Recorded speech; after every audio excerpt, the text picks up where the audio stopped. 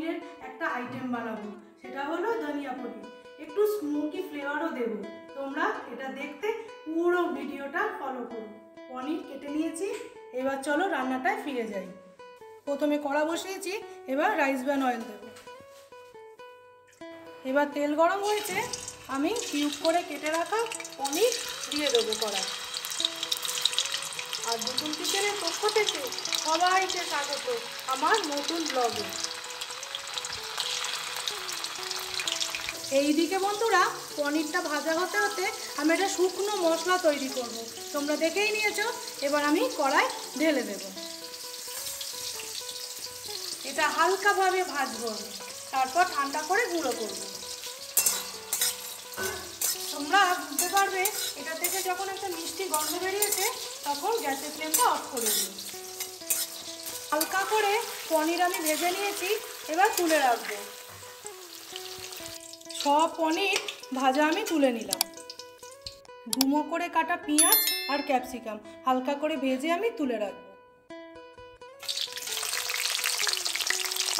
পেঁয়াজ আর ক্যাপসিকাম হালকা করে ভেজে নিয়েছি, এবার আমি তুলে নেব।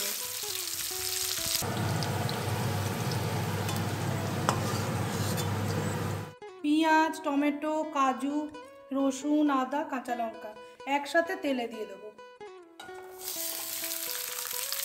তারপরে ঠান্ডা করে নেবো, করে একটা পেস্ট বানিয়ে নেবো ধনেপাতা দিয়ে। তোমরা ভিডিওটা পুরোটা দেখো। আজকে খুব সুন্দর করে একটা পনিরের রেসিপি বানাচ্ছি আমি। এবার এর মধ্যে একটু ধনেপাতা দেবো, দিয়ে একসাথে ভাজা করবো। খুব বেশি ভাজা করার দরকার নেই, কারণ এটা পেস্ট করবো তো, একটু হালকা ভাজা করলেই হবে।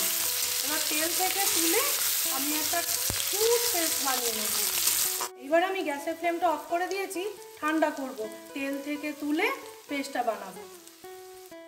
দেখো মিক্সিতেও এটা আমি গুঁড়ো করে নিয়েছি, এই গুঁড়োর ওপরেই পেস্টটা বানাবো। এবার পেস্টটা বানিয়ে নেব। এবার আমি দই দেবো এর মধ্যে, দিয়ে পেস্টটা বানাবো। মিক্সির বাটিতে ধনেপাতা দেব, দিয়ে একসাথে আবার বাটবো। এইবার পেস্টটা ঢেলে দেবো তেলে।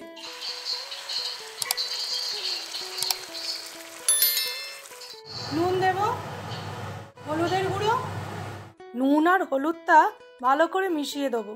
তারপর যতক্ষণ না তেল ছাড়ছে ততক্ষণ মশলা কষবো। এইবার তোমরা দেখে বুঝতে পারছো তেল ছেড়ে দিয়েছে। এইবার মিক্সির বাটি দেওয়া জল আমি পরিমাণ মতো দেব। তারপর মশলাটা ভালো করে জলের সাথে মিশিয়ে কিছুক্ষণ ফুটতে দেবো। এইবার ফোটা শুরু হয়েছে। ভেজে রাখা পনির, ভেজে রাখা ক্যাপসিকাম আর পেঁয়াজ ওপর থেকে মিশিয়ে দেব।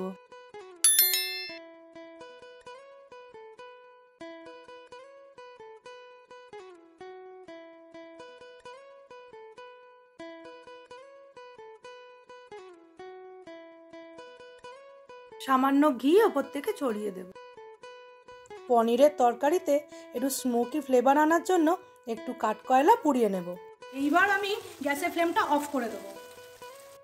এইবার মাঝখানে আমি একটা বাটি বসিয়ে দিয়েছি, পোড়া কয়লা দেব, দিয়ে ওপর থেকে একটু ঘি দিয়ে দেখো একটা স্মোকি ফ্লেভার তৈরি হয়েছে, আমি চাপা দিয়ে দেবো। বাটিটা এবার তুলে নেব। সব শেষে একটু আমি কাসুরি মেথি নিয়েছি, দু হাতে একটু ক্রাশ করে ওপর থেকে ছড়িয়ে আমরা এবার গরম গরম স্মোকি ধনিয়া পনির খেয়ে নেব। তোমরা দেখেই বুঝতে পারছো এটা কেমন হয়েছে। তোমরা এইরকম ভাবে বানিয়ে খেয়ে আমাকে জানাবে কেমন হয়েছিল খেতে। এবার চলো আমরা খেয়ে নিই, কেমন হয়েছে তখনই তোমাদের বলবো।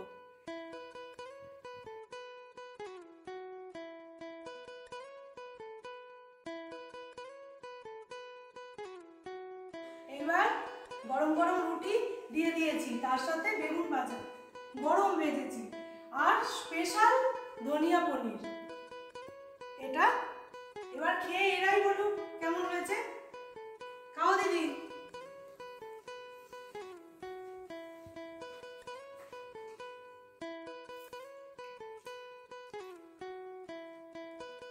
কেমন হয়েছে বন্ধুদের একটু বলো।